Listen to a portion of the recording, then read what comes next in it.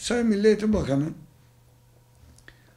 okullaşma oranının artmasından yani öğrencilerin okula ulaşma imkanının arttırılmasından dolayı övünüyor, hakkıdır.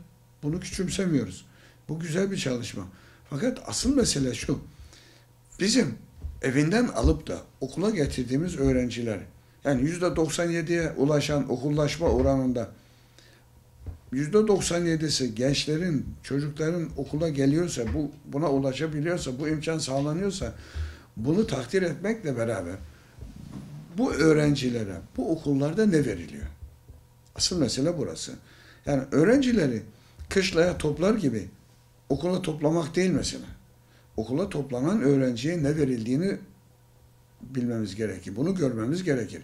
Ve bugün eğitimin kalitesi gittikçe düşüyor. Sadece okullaşma oranı artıyor. Okullardaki işte donatım malzemeler açısından artıyor. Evet, temel eğitimde dahi okullara bütçe ayrılması, doğrudan bütçeyi bakanlığın gönderir hale gelmesi güzel bir çalışmadır, bir artı çalışmadır. Okulları, okul idarecilerini rahatlatan bir çalışmadır. Fakat bunlar eğitimin içeriğine doğrudan fayda sağlayan çalışmalar değil. Eğitimin içeriğini düzeltecek çalışmalar değil. Eğitimin donatım kısmını, maddi kısmını düzeltiyoruz ama eğitimin içeriği düzelmiyor. Eğitimin içeriğinin düzelmesi için çalışma yapmak gerekir. Şimdi 2023 yılından itibaren okullaşmayı 5 yaşa indirecekler.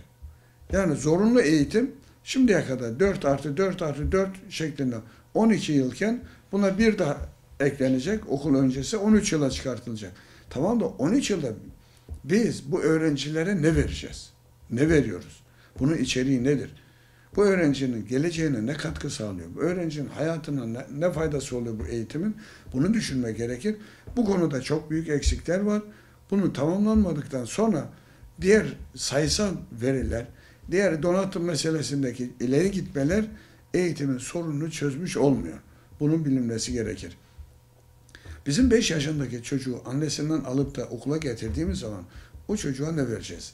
Ahlaki açıdan ne vereceğiz? Merhamet açısından ne vereceğiz? Adalet duygusunda ne vereceğiz? Ya çünkü o çocukların o yaşta ihtiyacı budur. Ama bizim hem okullardaki uygulamaya baktığımız zaman hem çocuğunu okula gönderen anne babaya baktığımız zaman hep beklentiler akademik başarı üzerine kurulmuş. Bizim bugün milli eğitimde bir zihniyet değişiminin yapılması gerekir. Bir zihniyet değişimine ihtiyacımız var.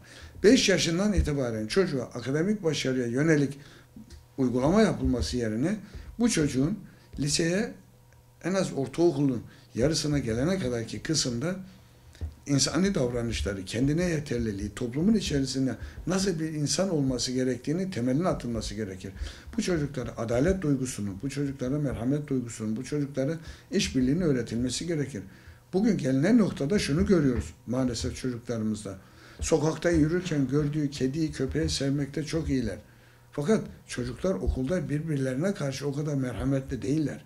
Bakın, yani hayvanlara gösterdikleri merhameti, hayvanlara gösterdikleri sevgiyi ve şefkati çocuklar okulda birbirlerine göstermiyorlar. Anne babalar kendi çocuklarına gösterdikleri şefkatte, merhamette çocuklarının arkadaşlarında aynı durumda değiller. Herkes kendi çocuğunu biricik kabul ediyor. Evet, herkesin çocuğu kendisi için kıymetlidir. Fakat herkesin çocuğu kıymetlidir. O zaman biz sadece kendi çocuğumuzun kıymeti üzerinden değil, bütün çocukların kıymeti üzerine hayata bakmalıyız. Velilerin bakış açısını da değiştirecek çalışma yapmak gerekir. Ve anne babayı veli eğitimin içerisinde katmaya çalışırken hep akademik başarı üzerinde duruluyor. Hayır, biz anne babayı ve veliyi eğitimini katmaya çalışırken akademik başarı öncelikli değil, iyi insan yetiştirme öncelikli olarak bunları eğitime katmamız gerekir ve okuldaki eğitimin de temeline iyi insanı koymamız gerekir. İyi insan yetiştirmeyi hedefleriz.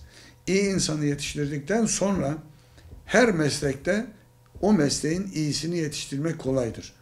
Ama biz iyi insanı yetiştirmeden mesleğin iyisini yetiştirirsek o zaman toplumsal başarıyı elde edemeyiz. Merhameti elde edemeyiz. Barışı elde edemeyiz. Toplumsal barışın, merhametin, adaletin olması için iyi insan yetiştirmemiz gerekiyor.